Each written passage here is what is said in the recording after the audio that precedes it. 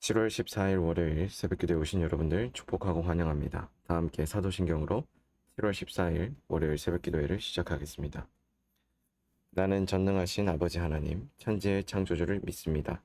나는 그의 유일하신 아들, 우리 주 예수 그리스도를 믿습니다. 그는 성령으로 잉태되어 동정녀 마리아에게서 나시고 본디오 빌라도에게 고난을 받아 십자가에 못 박혀 죽으시고 장사된 지 사흘 만에 죽은 자 가운데서 다시 살아나셨으며 하늘에 오르시어 전능하신 아버지 하나님 우편에 앉아 계시다가 거기로부터 살아있는 자와 죽은 자를 심판하러 오십니다. 나는 성령을 믿으며 거룩한 공교회와 성도의 교제와 죄를 용서받는 것과 몸의 부활과 영생을 믿습니다. 아멘. 다 함께 찬송가 410장 내 마음에 한 노래가 있어 함께 찬송하겠습니다.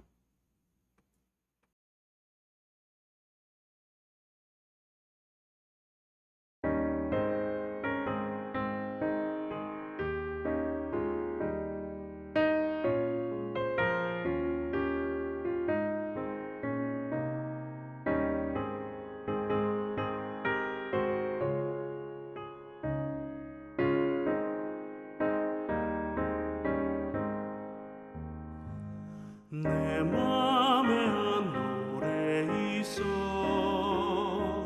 나 즐겁게 늘 부르네 이 노래를 부를 때에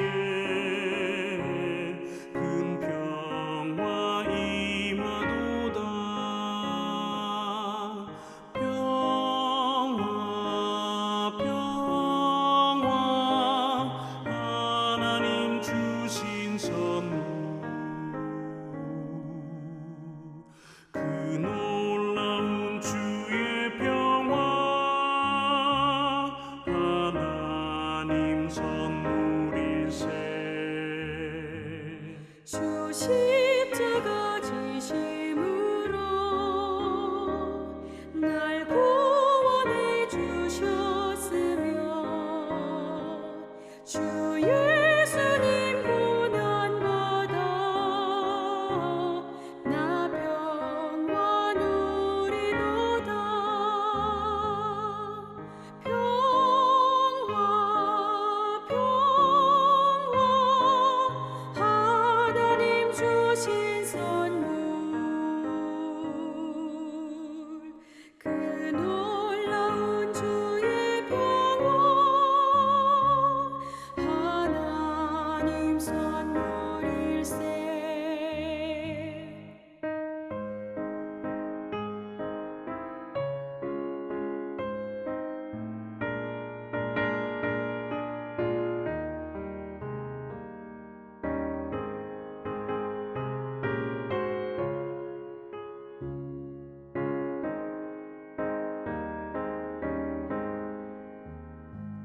나 주님께 영광 돌려 자 평화가 넘치도다 주 하나님 은혜로서 이 평화 누리도다 평화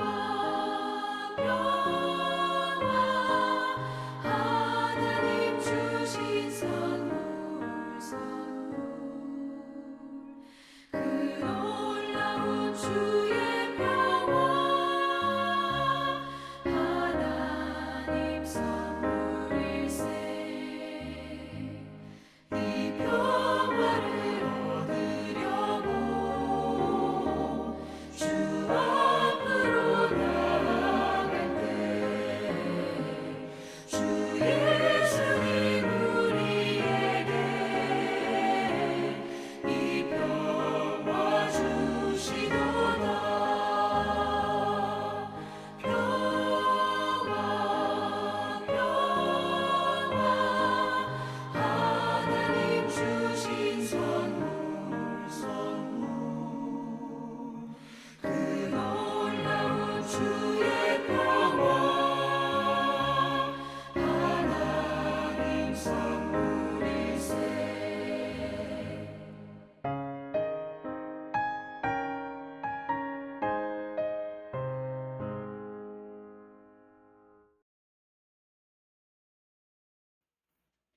이 시간에는 공동의 기도 제목을 위해서 함께 기도하겠습니다. 첫 번째로는 나라를 위해서 함께 기도하겠습니다. 나라를 위해서 함께 기도할 때는 우리나라의 사회를 위해서 함께 기도하도록 하겠습니다. 우리나라의 사회가 약자를 보호하고 소통이 잘 이루어지는 사회가 될 수 있도록 위해서 함께 기도하겠습니다.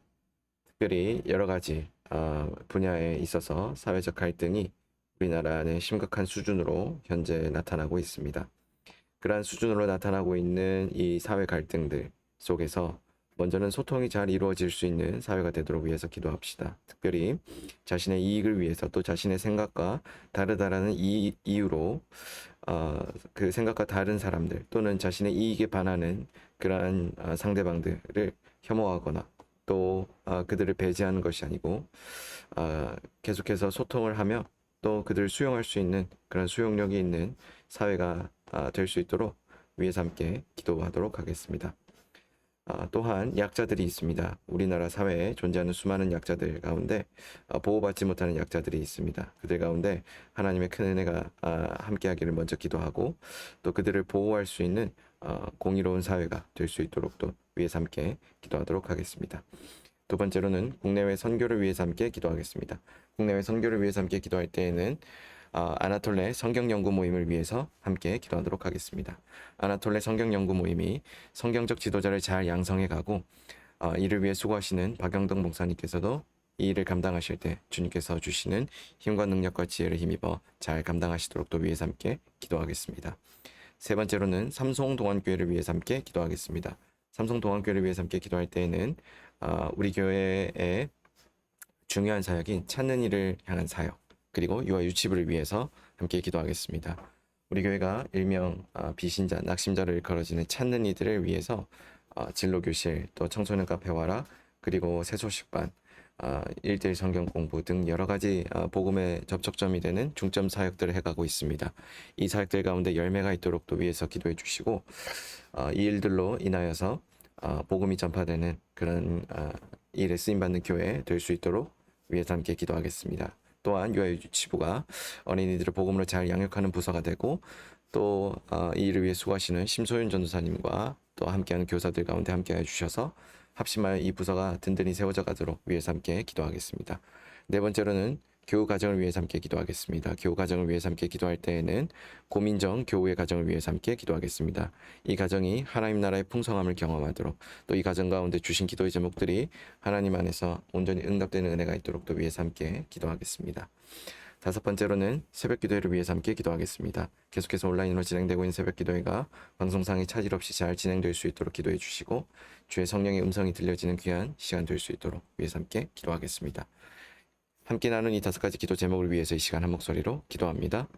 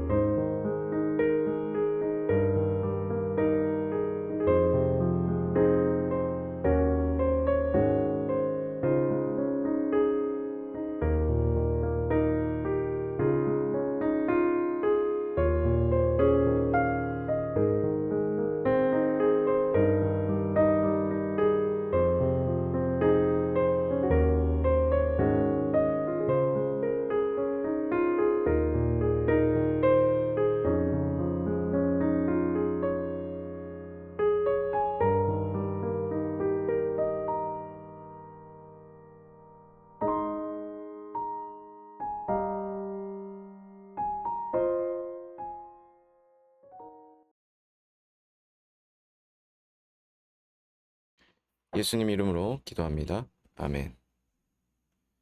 오늘 하나님께서 우리 모두에게 주신 말씀은 요한계시록 9장 13절에서 21절까지의 말씀입니다.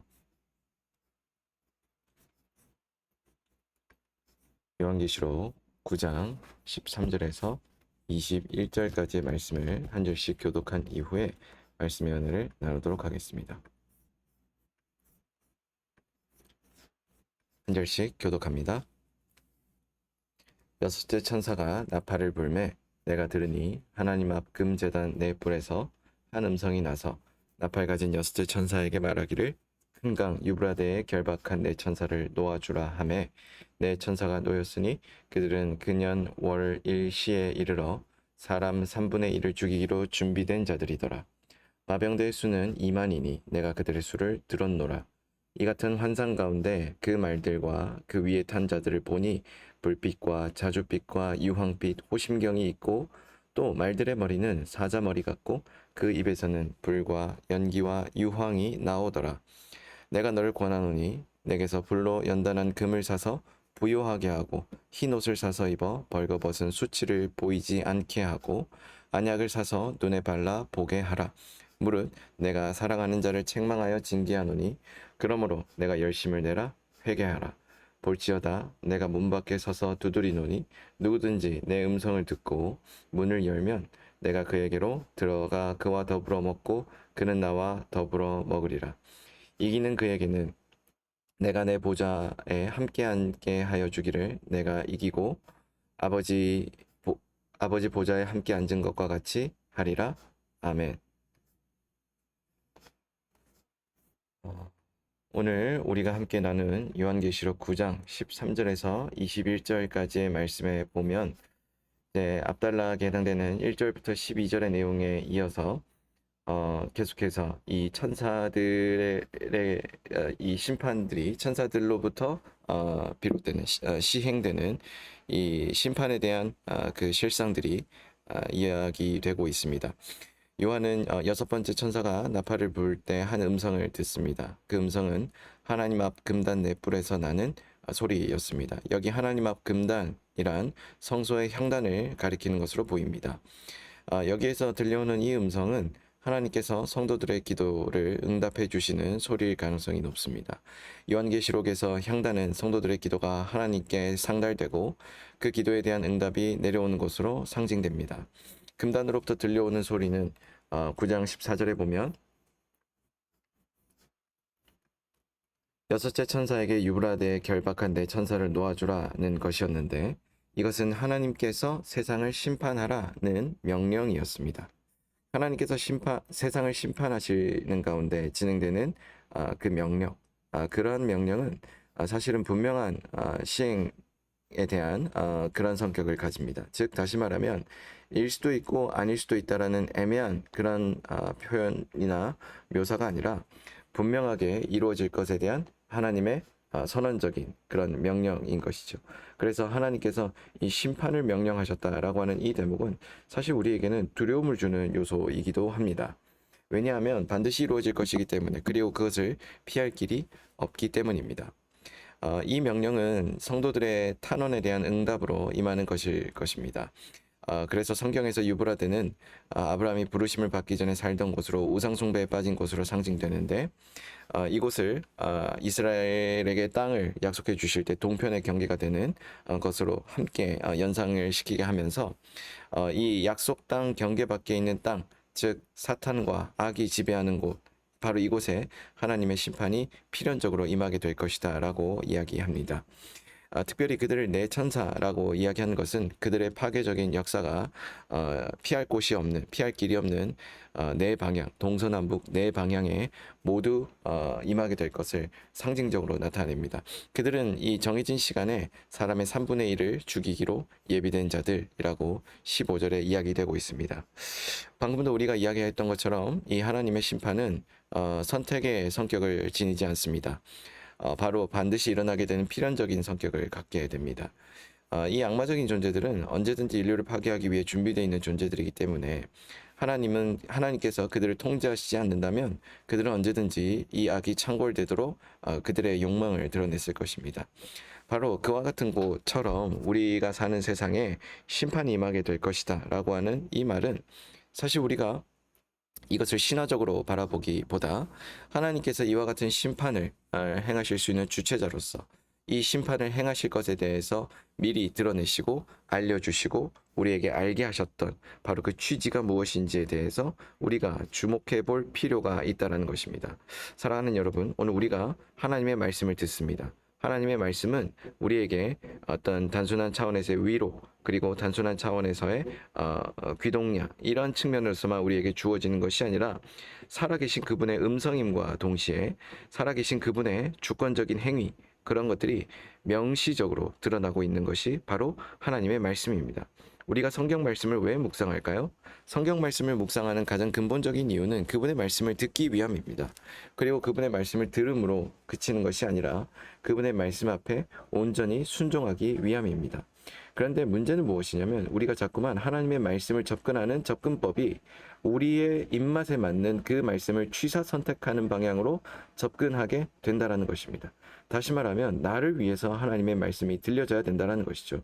이와 같이 한없이 이기적인 우리의 본성이 하나님의 말씀을 만났을 때 또한 한편으로 필연적으로 드러나는 것이 바로 우리의 죄성입니다.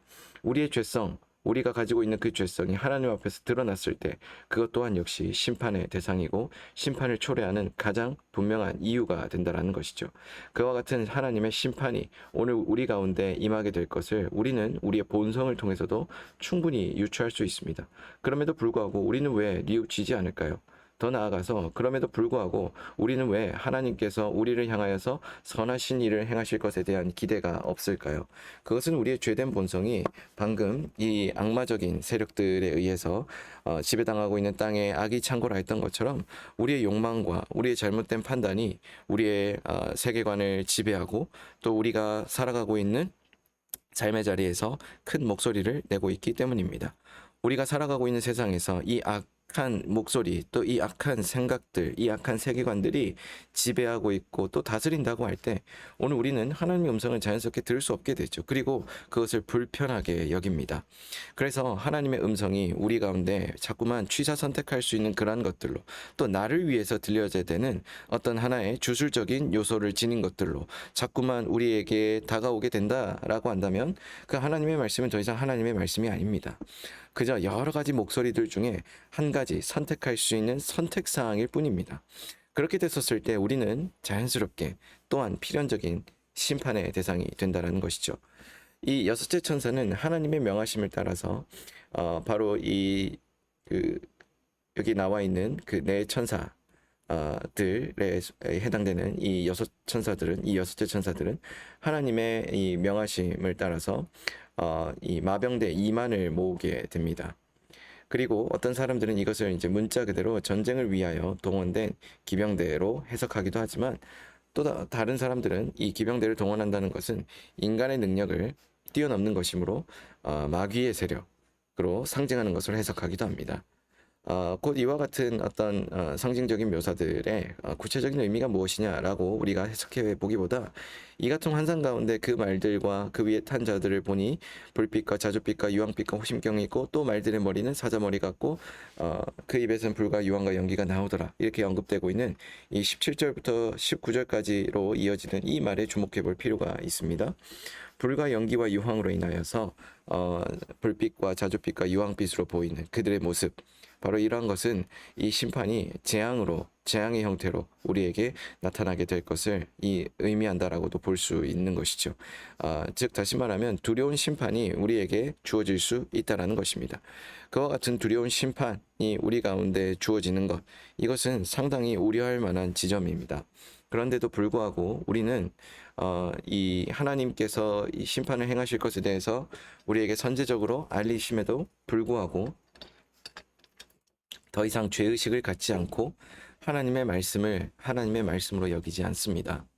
즉 다시 말하면 하나님의 말씀이 우리에게 들려져 올 때 그것을 의도적으로 외면하거나 내 필요에 따라서 선택하게 된다는 것이죠.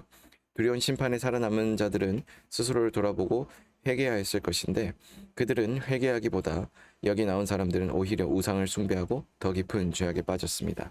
마치 로마서 1장 28절에서도 하나님이 하나님 두기를 싫어하는 그들의 마음 가운데로 내버려 두사 합당한 일을 하지 못하게 하셨다는 그 표현과 같이 무지나 무관심, 고의로 하나님을 외면하는 것 가운데 그들을 내어버려 두셨다는 것이죠. 근데 여기서 이제 주목하고 싶은 것은 상실한 마음이라고 하는 것입니다. 그들이 세상에서 얻을 수 있는 그 무엇을 상실하였다고 해서 우리는 하나님을 상실한 것이 아님에도 불구하고 자꾸만 우리는 하나님을 상실하였다.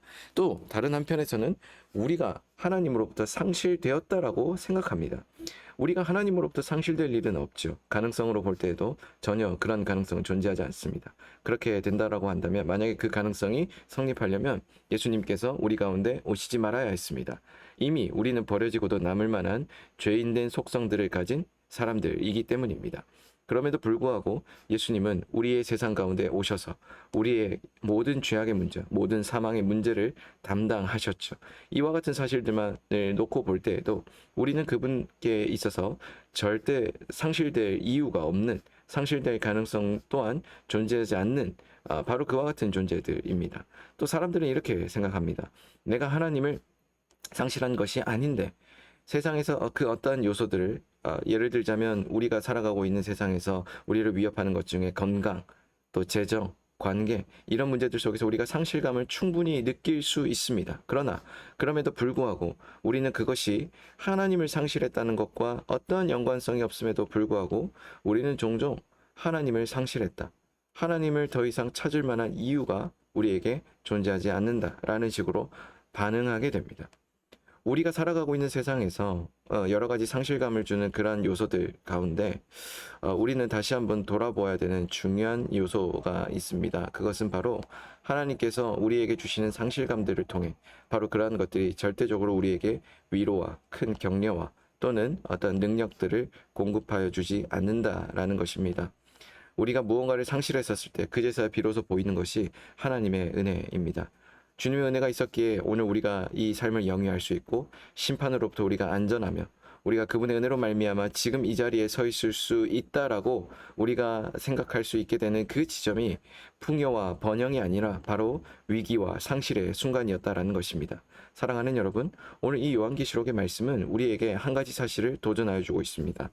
여러 가지 좋지 않은 기근과 전쟁과 환난과 상실의 소식들이 들려옵니다. 그러나 그 자리 가운데서 우리는 무엇을 바라보아야 됩니까?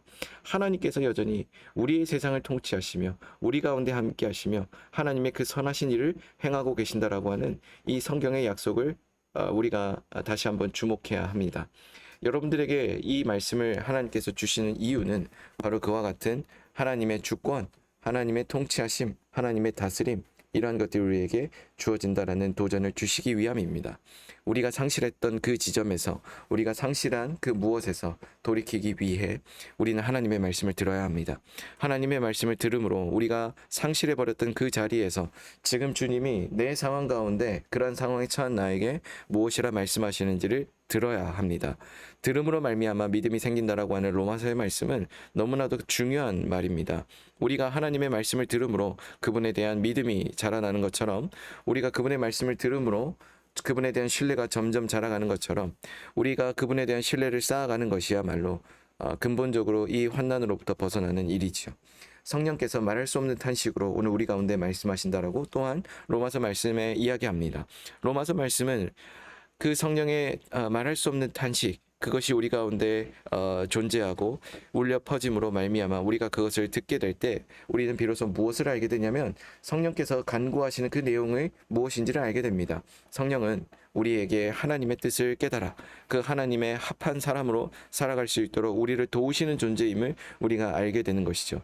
즉 환난의 때 성령의 음성을 들으므로 환난과 이 어려운 시기에 성령의 음성에 귀를 기울이므로 우리가 살아가야 될 방향성을 결정하고 상실해버렸던 그 무엇에 집중하는 것이 아니라 상실되어지지 않는 그 하나님의 사랑에 우리가 기대어 이 어려운 시기를 성령님을 의지하여 극복해 나가는 것 이것이 너무나도 중요하다는 것입니다. 사랑하는 여러분, 성령님의 음성에 귀 기울이신 여러분들 되십시오. 그러므로 말미암아 이 어려운 시기에 들려지는 그 하나님의 뜻, 그 하나님의 선포와 그 하나님의 도전 이러한 것들이 우리 가운데 들려지므로 오늘 우리가 주의 귀한 백성들 되어서 이 어려운 시기에 담대하게 살아나가시는 그리스도인들 되시기를 주의 이름으로 축복합니다. 함께 기도하겠습니다. 주님, 성령의 음성에 귀 기울이는 우리가 되게 하여 주십시오. 그래서 우리가 우리의 삶을 주님께 온전히 맡겨드리며 또한 우리 가운데 당면한 그 심판을 이겨나갈 그 유일한 길이 주님께 있음을, 또 이 위기에, 이 어려움에 그 활로가 오직 주님께 있음을 우리가 믿음으로 선포하는, 또 고백하는 우리가 되게 하여 주십시오. 예수님의 이름으로 기도드립니다. 아멘. 다 함께 주기도문으로 오늘 새벽 기도회를 마치겠습니다. 하늘에 계신 우리 아버지, 아버지의 이름을 거룩하게 하시며 아버지의 나라가 오게 하시며 아버지의 뜻이 하늘에서와 같이 땅에서도 이루어지게 하소서. 오늘 우리에게 일용할 양식을 주시고 우리가 우리에게 잘못한 사람을 용서하여 준 것 같이 우리 죄를 용서하여 주시고 우리를 시험에 빠지지 않게 하시고 악에서 구하소서. 나라와 권능과 영광이 영원히 아버지의 것입니다. 아멘. 이 시간 이후에는 각자 가진 기도 제목을 위해서 기도하겠습니다.